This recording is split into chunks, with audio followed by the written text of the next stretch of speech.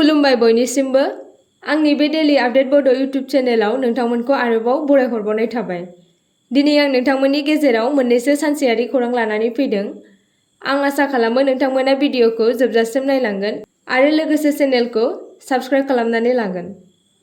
दिनैनि गिबिसिन खौराङाव दङ आसाम सोरखारा फैगौ 2025 मायथाइनि बन्दनि सान फारिलाइखौ फोसावदों। आसामनि सरासनस्रा खुंथाय बिफाना बोसोर फैगौ 2025 मायथाइनि बन्दफोरनि फारिलाइखौ फोसावदों, जेराव माखासे गाहाय फोरबोफोर, हायुङारि हाबाफारिफोर आरो हारिमुआरि फालिथायफोरनि अनगायैबो गं 37 रायजोआरि बन्दनि सानफोर दङ।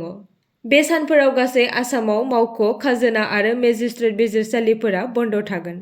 गाहाय बन्द सानफोराव मागो आरो टुसु फुजाया 14 निफ्राय 15 जानुवारि, सुबुंखान्थि सान 22 जानुवारि, बैसागुआव 14 निफ्राय 16 एप्रिल, दुर्गा फुजा 29 सेप्तेम्बरनिफ्राय 1 अक्ट'बर आरो क्रिसमास सान 25 दिसेम्बर दङ। गुबुन गोनांथार सानफोरनि मादाव दङ मेडाम मे फी 31 जानुवारि, लाचित दिवस 24 नभेम्बर आरो आसाम दिवस 2 दिसेम्बर, आलि आइ लिगां 19 फेब्रुवारि। मोन 11 जिल्लाफोराव आबुं बन्द थागोन, जेराव धेमाजि, सा लखिमपुर, सनितपुर, तिनिसुकिया, डिब्रुगड़, शिबसागर, जरहाट, गलाघाट, माजुलि, चराइदेव आरो बिश्वनाथ जिल्लाफोर आरो गुबुन जिल्लाफोराव मोनसे होबथाजानाय बन्द फालिगोन। बेनि अनगायैबो केलेन्डाराव गोबां होबथाजानाय जिरायनाय सानफोरनि अनगायै थि फोरबोनि थाखाय बेलासिनि 1 रिंगायाव खावसे जिरायनाय सान थायो। बियो मावख'गिरिफोरखौ गावसोरनि फालिथायफोरनि अनजिमाखौ गोरोबहोनो सोलाय-सोल' खालामनो गनायथि होयो। सोलोंथायारि आरो मेडिकेल फरायसालिमाफोरा गावसोरनि सोलोंथायारि फानजामुथिनि गोनांथिजों गोरोबनो थाखाय जिरायनाय साननि समफारिखौ महर होनो हायो। नैथि खौराङाव दङ आसाम सोरखार केबिनेट जथुमनि समाव केदिफोरनि थैनायखौ सुफुंनायनि थाखाय गोदान पलिसि फोसावदों।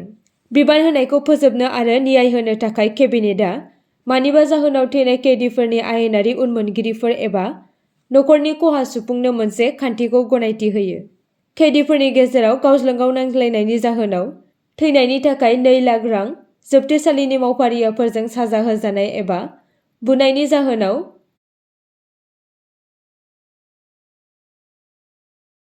सावफाहामारि मावथिफोरनि सांग्रांथि गैयैनि जाहोनाव थैनायनि थाखाय 4 लाख रां आरो कयदिफोरा गावखौ फोथैना लायोब्ला एबा सुसाइड जायोब्ला 3 लाख रां। मैया सनिबार 7 दिसेम्बर खालि आसाम सोरखारनि केबिनेट जथुमनि उनाव बे बाथ्राखौ फोसावनाय जादोंमोन। बेनि अनगायैबो रायजो सोरखारा बराक हायेन जौगाखां बिफान दानो गनायथि होदोंमोन। बे बिफाननि थांखिया काछार, श्रीभूमि आरो हाइलाकान्दि जिल्लाफोराव जौगानायखौ गोख्रों खालामनाय, गोख्रै बिथायारि सानज'थाय जौगाहोनाय आरो ओनसोलाव साख्रिनि खाबु सोमजिहोनाय, आबादारिफोरनि आयखौ बांहोनो आरो साखोन-सिखोन थावनि गुबुन राहाफोरखौ जौगाहोनो थाखाय केबिनेटआ मोनफ्रोम लिटार इथानलनि रांनि प्रडाक्शन लिंक इनसेन्टिभ गनायथि होयो।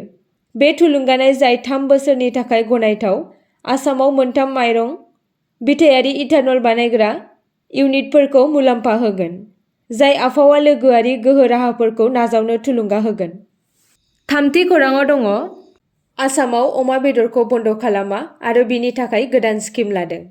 आसामाव सोलिबाय थानाय मोसौ संरैखाथि आयेनखौ गोख्रों खालामनो थाखाय आसाम केबिनेटआ थांनाय समबाराव गासै रायजोआव मोसौ बेदर जानायखौ आबुं होबथानो मोनसे गिदिर थिरांथा फोसावदों, जेराव हटेल, रेस्टुरेन्टफोर आरो समाजारि जथुमफोराव मोसौ बेदर जाहोनायखौ होबथादों।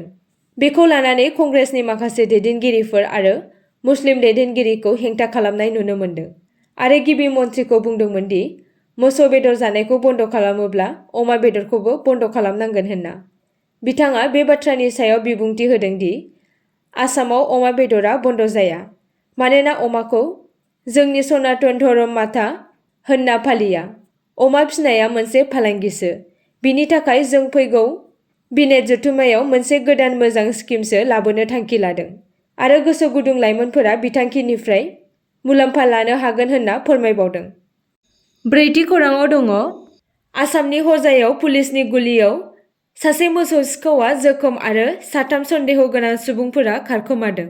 फोरमायनाय बायदिब्ला आसामनि हजाय जिल्लायाव पुलिसजों गावलायनाय समाव सासे सन्देह गोनां मोसौ सिखावआ गोब्राब गुलि नांदोंमोन।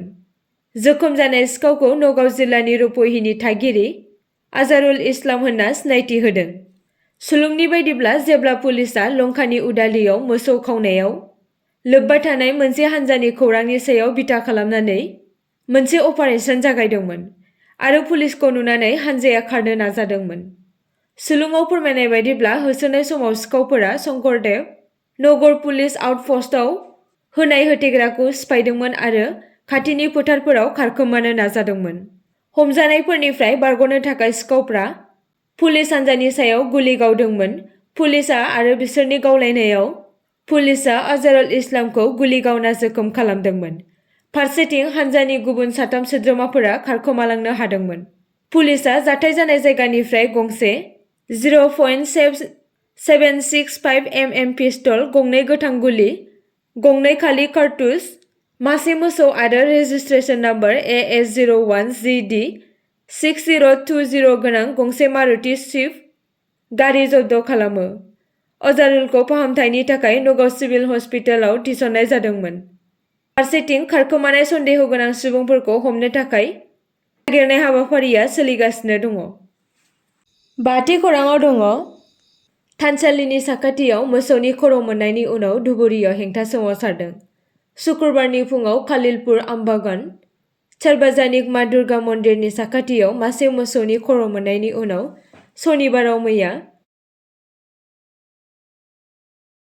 जायगानि थागिरिफोरा हेंथा दिन्थिनानै लामायाव ओंखारबोनानै न्याय आरो जाथायनि सायाव मोजाङै नायबिजिरनो दाबि खालामो। सोमावसारगिरिफोरा गोबां घन्टासिम धुबुरी मेडिकेल कलेजनि खाथियाव लामाफोरखौ होथेनानै ट्रेफिकखौ होबथादों आरो जों न्याय बियो आरो दायनिगिरिफोरखौ साजा होनांगौ बायदि स्लगान होदों। सासे जायगायारि सुबुङा बुंदोंमोन दि सोरबा सासेया जोंनि थानसालिनि गोथारथिखौ गाज्रि खालामदों। बियो गनायजाथाव नङा।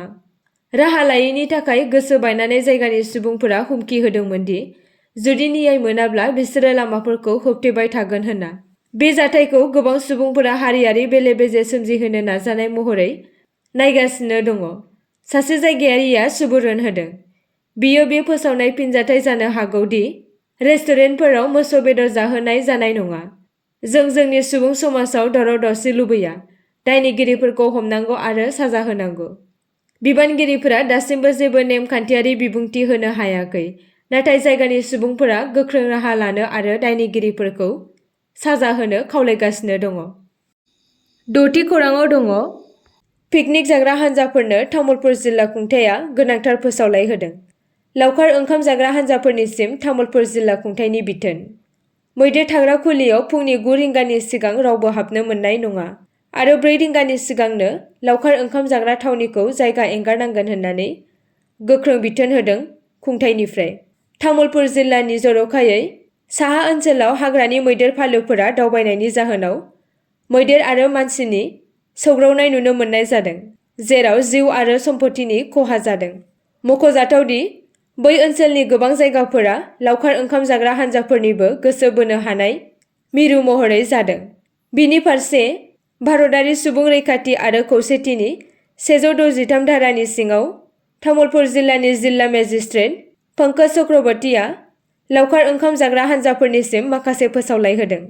बे लेखायैनो लावखार ओंखाम जाग्रा हानजाफोरा 9 रिंगानि सिगांनो एबा 9 रिंगानि सिगाङाव पिकनिक जाग्रा थिलियाव नुजाथिनो हानाय नङा आरो बिथांमोनहा बेलासिनि 4 रिंगानि सिगां लावखार ओंखाम जाग्रा थावनिखौ एंगारनांगोन आरो जायगायाव प्लास्टिक आरो साउन्ड सिस्टेमखौ गोख्रों महरै हेंथा होनाय जादों आरो बे नेमखान्थिखौ सिफायोब्ला आयेन बायदियै साजा होनाय जागोन, जेराव उनफारसे गोदान फोरमायथि होआलासे बे बिथोनआ थाबाय थाथ'गोन होनना फोरमायदों।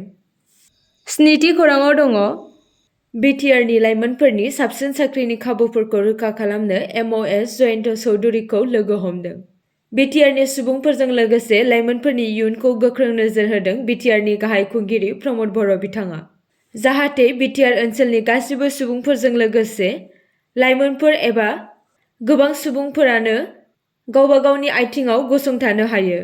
बिटिआरनि सुबुंफोरखौ जौगाखांहोनो गोबां बिथांखिफोरनि सायाव हाबाफारि मावगासिनो दङ बिथां प्रमद बर'आ।